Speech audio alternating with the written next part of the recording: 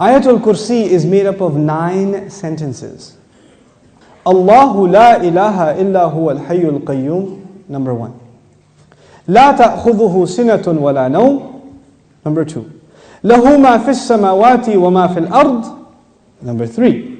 What's number 4? Man dha alladhi yashfa'u 'indahu illa bi idhnihi, that's number 4. يَعْلَمُ مَا بَيْنَ أَيْدِيهِمْ وَمَا خَلْفَهُم, number 5. Then وَلَا يُحِيطُونَ بِشَيْءٍ مِّنْ عِلْمِهِ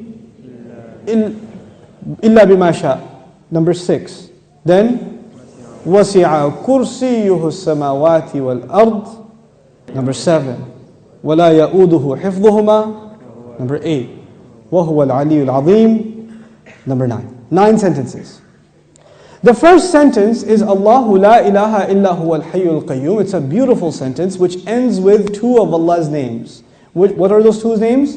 Al-Hayy, Al-Qayyum, the living and the source of all establishment. Everything stands and exists and is maintained because of Allah. What's incredible is that the last sentence, sentence number 1, has something in common with sentence number 9, which is وَهُوَ الْعَلِيُّ Azim. How many names of Allah in the last sentence? 2 names of Allah in the first sentence, 2 names of Allah in the last sentence. Okay. Before I go to the second sentence, let me tell you something about security. Security guards have a very hard job. But if you get a if you're in security, you have to sit in your booth. You have to stare at the CCTV for hours and hours. And does it move? It's the same picture. And you have to look at it for 12 hours, 8 hours. What tends to happen when you're guarding something? You tend to get sleepy. You tend to get tired. Allah Azza wa Jal says about Himself, لا تأخذه سنة ولا نوم.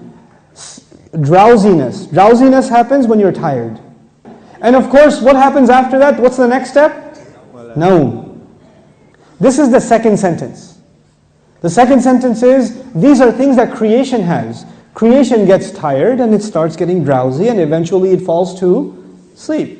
What was the second last sentence? وَلَا يَؤُودُهُ حِفْظُهُمَا. Guarding the skies and the earth does not exhaust Allah.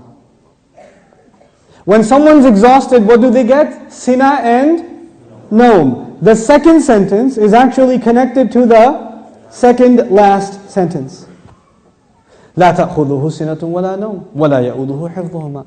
He says له ما في السماوات وما في الأرض. He owns whatever is in the sky and the earth. Now before I tell you further, you need to understand the difference between 2 words, 2 names of Allah, Malik and Malik. Malik is an owner. Malik is an owner. Malik, what is Malik? King. Is there a difference between a king and an owner? Yes. Ownership is about property.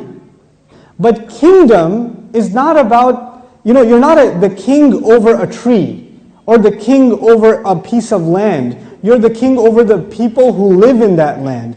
Kingdom is about controlling people. Ownership is about controlling objects. There's a difference. Now Allah says, لَهُ مَا فِي السَّمَاوَاتِ وَمَا فِي الْأَرْضِ. He owns whatever is in the skies and the earth. What is the ayah about? Ownership. What's the third last sentence? وَسِعَ كُرْسِيُّهُ السَّمَاوَاتِ وَالْأَرْضِ. His throne extends to the skies and the earth. When Allah talks about His throne, He's talking about His kingdom. One dimension of control is ownership. The other dimension is kingdom. Both completing the picture. Allah is Malik and He is Malik. The Malik part of Allah's attribute, لَهُ مَا فِي السَّمَاوَاتِ وَمَا فِي الْأَرْضِ. Third sentence. The kingdom of Allah, وَسِعَ كُرْسِيُّهُ السَّمَاوَاتِ وَالْأَرْضِ. Okay. What's the fourth sentence? مَنْ ذَا الَّذِي يَشْفَعُ عِنْدَهُ إِلَّا بِإِذْنِهِ. Let's understand this ayah first. Who will come and make shafa'ah with Allah except unless He gives permission? In other words, what is shafa'ah? Shafa'ah means you got connections. Shafa'ah means that you were about to lose your job, but your uncle is the manager and he came and said, no, he's with me. That's shafa'ah. On Judgment Day, we are in trouble possibly, and then somebody comes and says, no, they're with me. They're with me. Go easy on them, please.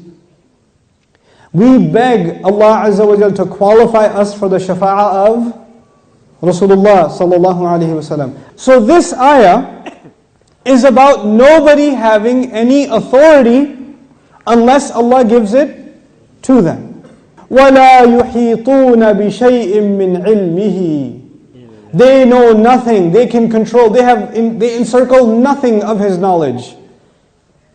إِلَّا, except بِمَا شَاءَ. The fourth sentence and the sixth sentence are both about a statement about Allah and the only exception. The statement was, nobody has authority to make a case except whoever Allah gives permission. They have no knowledge except whoever He wants to give knowledge to. Otherwise they know nothing. The fourth and the sixth sentence are correlated. The first and the ninth, the second and the eighth, the third and the seventh, the fourth and the sixth. What's left? Middle sentence? He says, يَعْلَمُ مَا بَيْنَ أَيْدِيهِمْ وَمَا خَلْفَهُمْ. Oh my God, He says He knows what is ahead of them and what is behind them. And He knew what is coming ahead in the ayah and what was behind in the ayah. He put in the middle of it is, I know what's ahead and I know what's behind. Who speaks like that? Who speaks like that? SubhanAllah.